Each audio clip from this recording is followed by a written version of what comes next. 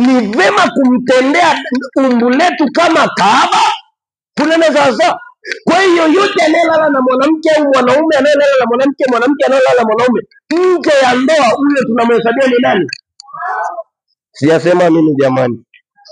Sije mkaniona napita barabarani mkanipiga mawe. Kuna watu wamesema huko, sio hivyo?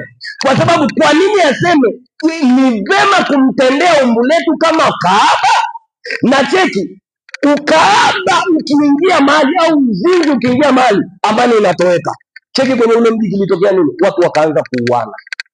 Na ndivyo uchawi ukiwepo mahali na uzinzi ukiwepo mahali, sahau amani.